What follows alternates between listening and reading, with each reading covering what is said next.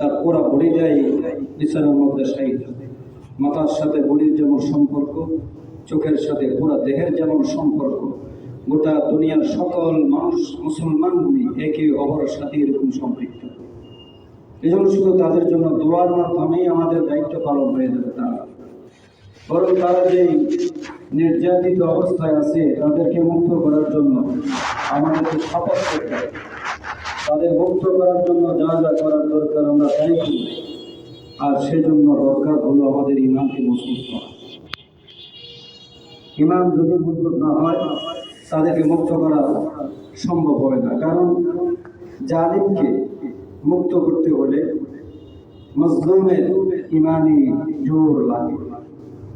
এবারও আমরা মিডিয়াগুলিতে দেখেছি বিগত দিনসমূহে যে সমস্ত মাদ্রাসা ছাত্র, হাফেজ এবং তরুণ ছাত্ররা প্রাণ দিয়েছে, তাদের লাশ পাওয়া গেছে। লাশের মধ্যে তাদের হাতের মধ্যে কালিমা তৈবা লেখা কাগজে মোড়ানো ছিল। তাহলে এখানে বোঝা গেল মুসলমানরা শক্তি বলে, জনসমর্থন বলে, মুসলমানরা অস্ত্র দিয়ে বিজয় লাভ করবে এটা বিশ্বাস করবে না। মুসলমানরা বিজয় লাভ করবে ইমানি জোরে। যেমন বর্তমান আফগানিস্তান চলতেছে, সেটা অস্ত্রের জোরে তারা দখল করেনি, তারা ইমানের জোরে দখল করেছে। আমাদেরকে ইমান মজবুত করতে হবে, ইমান পাকা করতে হবে। ইমান যখন পাকা হয়ে যাবে, তো বাংলাদেশ থেকে যখন আমরা নারায়ে তাকবীর দিব, এই নারায়ে তাকবীরের আওয়াজ, এই নারায়ে তাকবীরের ধ্বনি বাইতুল মুকাদ্দাস পর্যন্ত গিয়ে পৌঁছে যাবে। যখন হযরত বেলাল রাদিয়াল্লাহু তাআলা আনহু মাইসার আযান দিতেন, তো আল্লাহ পাক ওই আযানের আওয়াজকে পুরো এলাকার মধ্যে পৌঁছায় দিতেন। এবং শুধু এলাকার মধ্যে না, বেলাল রাদিয়াল্লাহু তাআলা আনহুর আযানকে আল্লাহ পাক আরশে মহল্লা পর্যন্ত পৌঁছে দিতেন। একদিন ঘটনাক্রমে বেলাল রাদিয়াল্লাহু তাআলা আনহু ফজরের আযান দেন নাই। সাহাবায়ে কেরামের একটা পরামর্শ ছিল, বেলালের আযান সুন্দর নাই, বেলালের জিহ্বার মধ্যে আঘাত পাওয়ার কারণে জালিমরা যে নির্যাতন করেছিল, শব্দগুলি ভালো উচ্চারণ করতে পারে না, আশহাদু আল্লাহ পড়তে পারে না।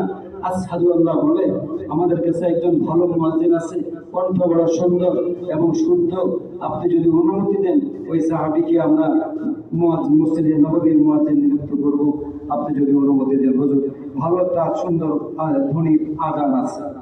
হুজুর রাজি হইলেন, বেলাল আযান আর দিলেন না। হযরত বেলাল মর্মাহত হইলেন, মনে মনে খুব মর্মাহত হইলেন এবং দুই চোখের পানি ফেলে দোয়া করতে লাগলেন, আল্লাহ, মসজিদ নববীর মুয়াজ্জিনের পদ থেকে আমি কি বহিষ্কার হয়ে গেলাম? হযরত বেলাল রাদিয়াল্লাহু তাআলা এই বেদনা আল্লাহর আরশ পর্যন্ত কাঁপিয়ে তুলেছে। ঈমান তৈরি করেছে, বহু চেষ্টা করেছে, প্রলোভন দিয়ে চেষ্টা করেছে, অর্থ দিয়ে চেষ্টা করেছে এবং মারিয়া তাকে নির্যাতন করে চেষ্টা করছে, কিন্তু হযরত বেলাল রাদিয়াল্লাহু তাআলা আনহুকে কখনোই সম্ভব হয় নাই ইসলাম থেকে সরাইয়া, রাসূলুল্লাহ সাল্লাল্লাহু আলাইহি সাল্লামের মহব্বত থেকে সরাইয়া, আল্লাহর মহব্বত থেকে সরাইয়া আবার মূর্তি পূজার দিকে নিবে, এটা তাদের পক্ষে সম্ভব হয় না। ওই সুন্দর কণ্ঠওয়ালা মুয়াজ্জিন দিয়ে আযান দিলেন। নিয়ম হলো আযানের পরে তো কিছুক্ষণ পরে আলো হয়ে যায় ফজরের, কিন্তু দেখা গেল আযান হয়েছে কিন্তু রাত পোহায় না, ফজরের কোনো খবর নাই। কিন্তু যথাসময় আযান দিয়েছে ওই মুয়াজ্জিন, রাত পোহায় না, ফজরের সময় হয় না। আমার রাসূল তো দুনিয়াতে তখনই আছেন, তিনি বললেন, ইয়া আল্লাহ, কোনো বিপদ আসতেছে নাকি কিয়ামত কায়েম হয়ে যাচ্ছে? কেন রাত পোহায় না? আযান তো অনেক আগে হয়ে গেছে, নামাজ কখন পড়ব? সাথে সাথে আল্লাহ পাক হযরত জিবরিলকে পাঠিয়ে দিলেন, আমার হাবিবকে গিয়ে বলো তিনি কল করেছেন, তুমি একটু যাও। হযরত জিবরিল এসে বললেন, ইয়া রাসূলুল্লাহ, কি ব্যাপার? হুজুর বললেন, আজকে মসজিদ নববীর মধ্যে এত সুন্দর আযান হয়েছে, কিন্তু নামাজের সময় তো হয় না, রাত পোহায় না, অন্ধকার রয়ে গেছে। হযরত জিবরিল বললেন, আজকে তো মসজিদ নববীর মধ্যে কোনো আযানই হয়নি। রাসূল বললেন, আযান তো হয়েছে। জিবরিল বললেন, কই আযান হলে তো আমরা আরশে মহল্লায় আমরা আসমানে বসে আযান শুনতাম, হযরত বেলাল যখন আযান দিতেন আমরা আসমানের উপরে বসে বসে আযান শুনতাম, আযানের জবাব দিতাম। আজকে আযানই হয়। তো ওইরকম ঈমানওয়ালা যখন বাংলাদেশের জমিনে নারায়ে তাকবীর বলবে, তো এই নারায়ে তাকবীরের আওয়াজ গিয়ে বাইতুল মুকাদ্দাস পর্যন্ত পৌঁছবে এবং ইহুদিদের দিলের মধ্যে এক প্রকার কম্পন সৃষ্টি করবে। আর ওই কম্পন সৃষ্টি ওইটা যদি সৃষ্টি করতে পারি তাহলে সেই দিন আমরা বাইতুল মুকাদ্দাসকে দখল করতে পারব, আমরা আবার উদ্ধার করতে পারব ইনশাআল্লাহ। এমনিতে মুসলমানরা তাদের ঈমানকে মজবুত করে বাইতুল মুকাদ্দাসকে আবার তাদের হাতে নিয়ে আসবে ইনশাআল্লাহ। সবাই ইনশাআল্লাহ বলেন। ওরা কত অনিরাপদ, আল্লাহ পাক আমাদেরকে নিরাপদে আল্লাহর ঘরে আসার তৌফিক দিয়েছেন। আবার শুকর আদায় করি আলহামদুলিল্লাহ। এই মাসে আমরা বেশি বেশি দোয়া করি, আর এই মাস যখন আসতেন রাসূল আমাদেরকে দোয়া শিখিয়ে দিয়েছেন। আল্লাহুম্মা বারিক লানা ফি রজব ওয়া শাবান ওয়া বাল্লিগ লানা রমজান। আল্লাহুম্মা বারিক লানা ফি রজব ওয়া শাবান ওয়া বাল্লিগ লানা রমজান। এটা শুধু ইমাম সাহেবরা মুখস্থ করবে, মুয়াজ্জিন সাহেব করবে, উলামায়ে কেরাম মুখস্থ করবে, উলামায়ে কেরাম আমরা শুধু মাদ্রাসার ছাত্ররা এটা পড়বো, অন্যরা পড়বে না, এরকম নাকি? সকলের জন্য, শুধুমাত্র যারা মসজিদে আছে তাদের জন্য নাকি ঘরে যারা আছে তাদের জন্য? সকলের জন্য। ওই মহিলাগুলি তাদেরকে এখান থেকে গিয়া আপনার জিম্মাদারি আছে, আপনার দায়িত্ব আছে যে একটা দোয়া হুজুরে পড়েছে, এই দোয়াটা রজব মাসে করতে হবে, শাবানও করতে হবে। আল্লাহুম্মা বারিক লানা ফি রজব ওয়া শাবান ওয়া বাল্লিগনা রমাদান। হে আল্লাহ, আমাকে রজবের বরকত দান করেন, শাবানেরও বরকত দান করেন এবং রমজান পর্যন্ত আমাকে হায়াত। এই দোয়াটার মধ্যে কিছু হিকমত আছে, এই দোয়াটার মধ্যে কিছু হিকমত আছে। আপনি যখন দোয়া করবেন আল্লাহুম্মা বারিক লানা ফি রজব ওয়া শাবান, এটা যখন রজব মাসে করবেন দোয়া, তাহলে রজবের বরকত পাইলেন, শাবানের বরকত পাইলেন, রমজানও পেয়ে গেলেন। হায়াত রমজান পর্যন্ত হায়াতের জন্য আপনি দরখাস্ত করলেন। ওয়া বাল্লিগনা রমজান, রমজান পর্যন্ত আমাকে হায়াত দিয়ে দাও। কেন রমজানের জন্য কেন দোয়া করা হলো? মুহররমের জন্য কেন দোয়া করো না? রবিউল আউয়ালের জন্য কেন দোয়া করো না? আমার রাসূল যেই মাসে দুনিয়ার মধ্যে তাশরীফ নিয়ে আসলেন ওই মাসের জন্য কেন দোয়া করো না? দোয়া হয় না এই জন্য রমজান মাসটা আল্লাহ পাক এমন একটা মাস তৈরি করেছেন যে মাসের মধ্যে আল্লাহ পাক ঘোষণা করেছেন এই মাসের মধ্যে আল্লাহ পাক সকল বান্দাগুলিকে মাফ করে দেন। এবং এই মাসের মধ্যে কেন এই মাসের কথা উল্লেখ করলেন? এই মাসের কথা এই জন্য বললেন, শাহরু রমাদান আল্লাযী উনজিলা ফীহিল কুরআন। আল্লাহ পাক রমজান মাসের নাম ধরে বলতেছেন এই মাসটার মধ্যে আমি কোরআনে কারীম নাযিল করেছি। এই জন্য আল্লাহ রাসূল বলেন বাল্লিগুনা রমাদান, তোমরা রমজানের জন্য দরখাস্ত করো, রমজান যেন পেয়ে যাও। এখন আমি রজব মাস পুরোটাই দোয়া করলাম, আল্লাহুম্মা বারিক লানা ফি রজব ওয়া শাবান। দোয়া করতে করতে রজব মাস শেষ হয়ে গেল, সামনে শাবান চলে আসলো। ওই শাবানের মধ্যেও কিন্তু আমরা আল্লাহুম্মা বারিক লানা ফি, ও রজবের কথাটা শাবানের মধ্যেও বলি আমরা। যে মাসটা আমরা ফেলে আসলাম ওই মাসটা আবার এখানে উল্লেখ করলাম। নাউযুবিল্লাহ, কথাটা তো কেমন জানি একটু অমিল দেখা যায়। আল্লাহুম্মা বারিক লানা ফি রজব, রজব মাসটা শেষ করে ফেললাম, শাবান মাসের মধ্যে দোয়া করতেছি, ওখানেও বলতেছি আল্লাহুম্মা বারিক লানা ফি রজব ওয়া শাবান, আমাকে রজব এবং শাবানের বরকত দান করো। মুহাদ্দিসিনে কেরাম, মুফাসসিরিনে কেরামের মত অনুসারে ওই যে এখন আবার রজবের দোয়া করলো, এই রজব মানে ফি পিছনে ফিরে আসা রজব না, সামনে যে আরেকটা রজব আসতেছে, আয় আল্লাহ ওই রজবেরও বরকত আপনি আমাকে দান করিয়ে। ওই এক বছর সামনে যে আরো এক বছর হয়ে গেছে, ওই এক বছরের জন্য দোয়া করতেছে। শাবান মাসের মধ্যে রজবের কথা কেন বলতে চাই? ওই যে সামনের রজব, পিছনের রজবের কথা না। আল্লাহুম্মা বারিক লানা ফি রাজাব ওয়া শাবান ওয়া বাল্লিগনা রমাদান। আগামী বছরের যেই রজব আসতেছে, ওই রজবের জন্য দোয়া হইছে।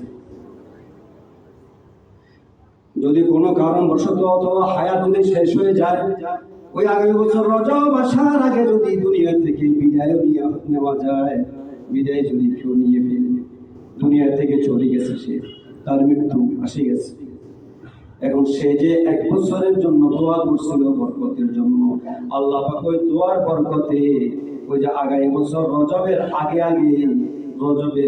এবং শাবানের কথাও দোয়া করছেন এবং রমজানের কথাও দোয়া করেছেন। আল্লাহ পাক ওই বছরের রমজান মাস এবং লাইলাতুল কদর, শাবান মাস, রজবের যে বরকত, সম্পূর্ণ বরকত আর সওয়াব তার আমলনামার মধ্যে লিখে দেয়। দোয়া এটা পড়লে কি শুধু এবছরের লাভ না আগামী বছরের লাভ? বুঝাইছো? এই জন্য কত গুরুত্বপূর্ণ দোয়া এটা। আল্লাহুম্মা বারিক লানা ফি রাজাব ওয়া শাবান ওয়া বাল্লিগনা রমাদান। শুদ্ধ করে দোয়া শিখবো। আল্লাহুম্মা বারিক লানা ফি রাজাব ওয়া শাবান ওয়া বাল্লিগনা রমাদান। ফজরে পড়বো, জোহরে পড়বো, আসরে পড়বো, মাগরিবে পড়বো, ইশায়ে পড়বো, হাঁটতে হাঁটতে পড়বো, বসে বসে পড়বো, দোকানের চেয়ারে বসে বসে পড়বো, অফিসের চেয়ারে বসে বসে পড়বো, মসজিদে আগে চলে আসবো, বসে বসে দোয়া পড়বো না কথা বলবো?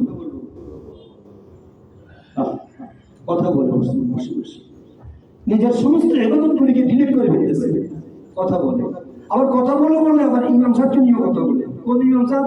যিনি এখন দাঁড়াইয়া তার সামনে দাঁড়াইয়া বলবে আল্লাহুম্মা, বলবে একথা বলবে ইহদিনাস সিরাতাল মুস্তাকিম সিরাতাল লাযিনা আন'আমতা আলাইহিম গায়রিল মাগদুবি আলাইহিম ওয়ালাদ-দাল্লিন। ওই ইমাম সাহেব বলবে আমার পিছনে এখানে যারা ইক্তেদা করবে তাদের সবাইকে হেদায়েত দেন, তাদের উপর আপনি সন্তুষ্ট হন, যাদের উপর অসন্তুষ্ট হয়েছে এদিকে তাদের অন্তর্ভুক্ত করিয়েন না। যে মুসল্লির জন্য ইমাম সাহেব এই কথাটা মুসল্লি দাঁড়িয়ে বলতেছে, সেই মুসল্লি এখানে বসে বসে ইমাম সাহেবের বিরোধিতা করে। গাদ্দার না ভালো? কথা বলবে গাদ্দার না ভালো? কয়েকজনে কবে বোঝা গেল যে আমরা সবাই ইমামের বিরুদ্ধে কথা বলি। কথা বুঝেন নাই? এটা যে লোকটা আপনার জন্য দোয়া করতেছে, আপনি বসে বসে তার বিরুদ্ধে কথা বলবেন। শুধু এই মসজিদের কথা বলিনি, আমি এই মসজিদের কথা বলিনি, সিভিল সার্জন মসজিদ আমি নাম বলিনি। যে ইমাম সাহেব আপনার জন্য দোয়া করতেছে এবং সালাম ফিরেও দোয়া করতেছে, রব্বানা আতিনা ফিদ দুনিয়া হাসানা, এখানে যতজন আছে সকলকে তুমি কল্যাণ দান করো দুনিয়া, ওয়া ফিল আখিরাতি হাসানা, আখিরাতে কল্যাণ দান করো আল্লাহ। এই দুনিয়ার জন্য আখিরাতের জন্য যে লোকটা দোয়া করতেছে, আবার পরে কি বলতেছে? ওয়াকিনা আযাবান নার। এদের সবাইকে তুমি এখানে এক বছর না শব্দটা ওয়াকিনা বহু বছর, এই সকলকে তুমি জাহান্নামের আগুন থেকে মুক্তি দাও। যে লোকটা জাল লাগা চুরি করি এটা কিছু আমাদের প্রভাবটা কেউ আছে না?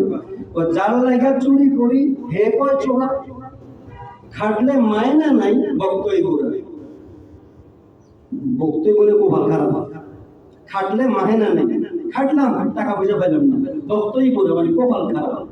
ইমাম সাহেবের কপাল খারাপ, যার জন্য আল্লাহর কাছে কান্নাকাটি করতেছে, চোখের পানি ফেলতেছে, আর তার বিরুদ্ধে কথা বলে। বিরুদ্ধে বলার দরকারটা কি? আপনার কোনো দোষটি পেয়েছেন, উনি তো ফেরেশতা না মানুষ, আপনি ওনার সামনে যায় বসতে পারেন না?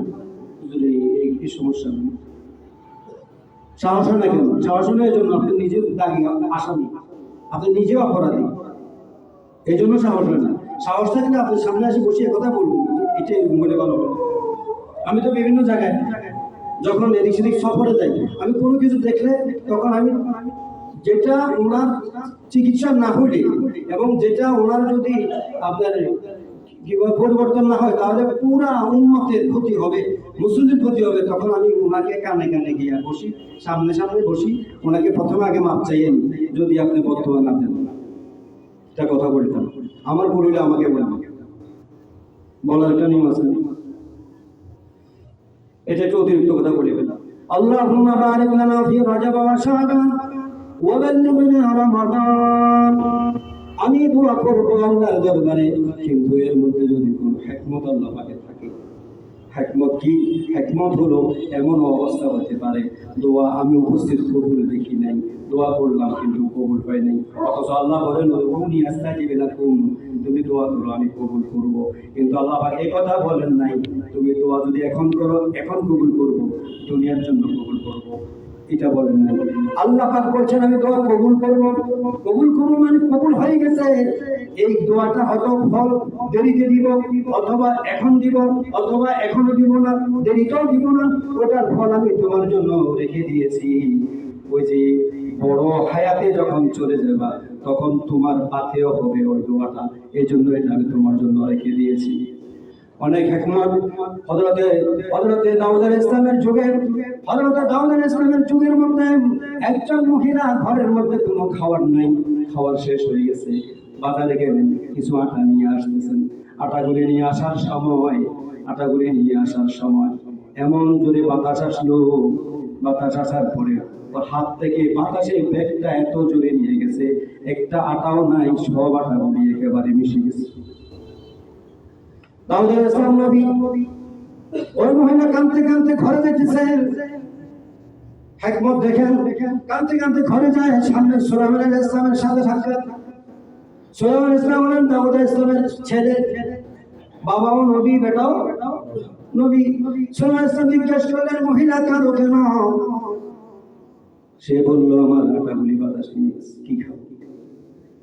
হযরত সুলাইমান আলাইহিস সালাম বললেন আটা যদি বাতাসে নিয়ে যাও যায় তাহলে তুমি একটা কাজ করো, বাতাসের বিরুদ্ধে দাউদ আলাইহিস সালামের দরবারে মামলা করো, ওখানে অভিযোগ করো।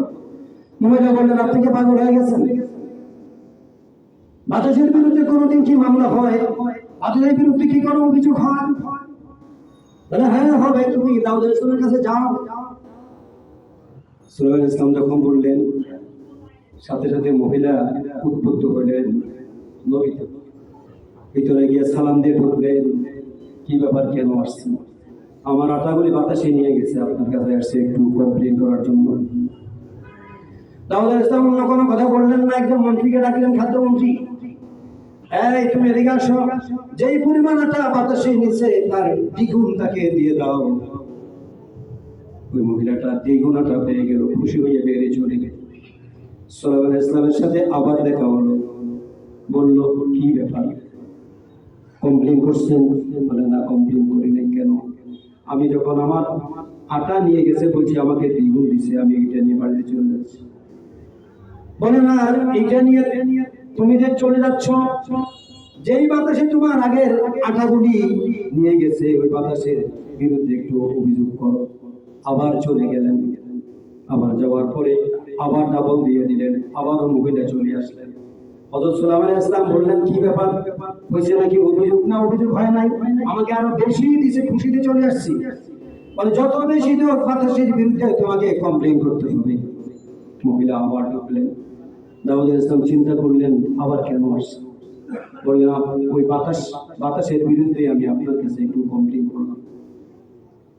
হযরত দাউদ আলাইহিস সালাম একজন মন্ত্রীকে বললেন দেখো তো এই মহিলাটা বাইরে চলে যায় খুশি হইয়া, আবার ঢুকে যায়, আবার বাইরে হয়, আবার ঢুকে যায়, বাইরে কোনো কেউ আছে কিনা দেখো, নিশ্চয় কেউ তাকে ভুল বোঝাইতেছে।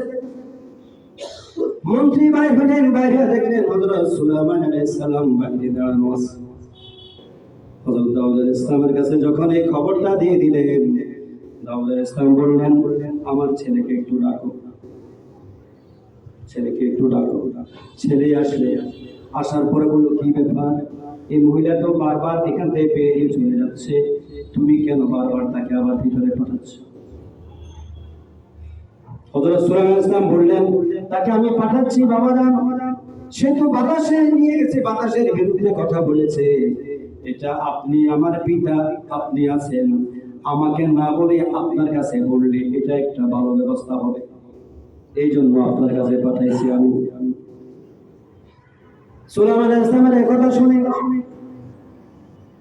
হযরত দাউদ আলাইহিস সালাম বললেন ঠিক আছে, তাহলে এখন আমি বাতাসকে খবর দিই। হযরত দাউদ আলাইহিস সালাম বাতাসকে খবর দিলেন, খবর দেওয়ার পরে মুহূর্তের মধ্যে বাতাস সামনে আসি হাজির হয়ে গেল। দাউদ ইসলাম বললেন, কি ব্যাপার, ওই মহিলার আটাগুলি কেন তুমি নিয়ে গেছো? বাতাস বলতেছে, বাতাস কথা বলতে পারে, আকাশ বাতাস কথা বলে, চন্দ্র সূর্য কথা বলে, গাছগাছালি কথা বলে, এটা আমরা শুনি না। দলিল কোথায়? কোরআন শরীফে, ইউসাব্বিহু লিল্লাহি মা ফিস সামাওয়াতি ওয়া মা ফিল আরদিল মালিক। ওরা তাসবিহাত বর্ণনা করে, ওরা কথা বলে, ওদের ভাষা আছে। বাতাসকে যখন খবর দিলেন দাউদ আলাইহিস সালাম আসি বললেন, আপনি আমাকে খবর দিয়েছেন, জিজ্ঞাসা করলেন কেন আমি কার আটাগুলি নিয়ে গেছি। মহাসাগরের মাঝখানে একটা জাহাজ, জাহাজটা অচল হয়ে গেছে, নিচে পানি উঠতেছে। ওই জাহাজের মধ্যে একজন মালিকের অনেকগুলি মালামাল আছে, হাজার হাজার কেজি টনে টনের মাল ওই জাহাজের মধ্যে আছে। একটা ছিদ্র হয়েছিল, ওই ছিদ্র দিয়ে পানি উঠতেছিল। পানি যেভাবে উঠতেছিল ওইভাবে যদি পানি উঠে তার সমস্ত মালগুলি ধ্বংস হয়ে যাবে, ডুবে যাবে, জাহাজও ডুবে যাবে। এই জন্য আল্লাহ পাক ওই লোকটা যখন, যেই মালিকটার মালামাল, সেই লোকটা যখন এই পানিগুলি দেখলো, ওই লোকটার সাথে সাথে বললো, আল্লাহ আমার জাহাজকে তুমি একটু হেফাজত করো, আমার মালামালগুলি যেন বেঁচে যায়, যেন ধ্বংস না হয়ে যায়। যদি তুমি বাঁচায় দাও, আমি আমার মালামালের অর্ধেক মাল তোমার রাস্তা দান করে দিব। বাতাসে যখন এ কথা বললো, এই কথা বলি চলে গেল। কিছুক্ষণ পর ওই জাহাজের বাতাসে কি আরেকটা কথা বলেছে। আল্লাহ পাক তখন ওই যে আমাকে অর্ডার করলেন আটাগুলি নিয়ে গিয়া আরো কিছু কেমিক্যাল দিয়া একটা কেমিক্যাল তৈরি করে ওই জাহাজের ছিদ্রটা ওই পরিমাণ, তার কাছে যেই পরিমাণ আটা ছিল ওই আটাগুলি দিয়া তৈরি করে একটা কেমিক্যাল বানাইয়া ওই যে ছিদ্রটার মধ্যে দেওয়ার পরে পানি ঢোকা বন্ধ হয়ে গেছে। ওই যে লোকে দোয়া করছে যে আপনি যদি আমার বাঁচাই দেন, আমি অর্ধেক মাল আল্লাহর রাস্তা দিয়ে দিই। দানবীর আছে কিনা সমাজে? এরকম আছে না কিছু? আল্লাহর রাস্তায় দান করে নিজের দুনিয়া এবং আখিরাতকে নিরাপদ করে। যাকাত যারা দেয় নিজের দুনিয়ার জীবনকে নিরাপদ করে, আর দান দক্ষিণা যারা করে তারা দুনিয়াকেও নিরাপদ করে, আখিরাতেও নিরাপদ করে। এই জন্য আমরা দান করতে ভয় করি। কিছুক্ষণ পরে জাহাজের মালিক চলে আসলো, শেষ করে দিচ্ছি। কিছুক্ষণ পরে জাহাজের মালিক আসি হযরত দাউদ আলাইহিস সালামের দরবারে হাজির। আল্লাহর নবী, আমি আল্লাহর কাছে দোয়া করছিলাম, আল্লাহ পাক আমাকে হেফাজত করেছে। আমি অর্ধেক মালামাল আল্লাহর কাছে দান করব বলেছিলাম, এই মালগুলি আপনার কাছে আনি হাজির করে দিলাম, আপনি আপনার ইচ্ছা মতো দান করেন। যে মহিলাটার ওই কিছু আটা বাতাসে নিয়ে গিয়েছিল, ওই জাহাজের অর্ধেক মাল সবগুলি হযরত দাউদ আলাইহিস সালাম এই মহিলাকে দিয়ে দিলেন।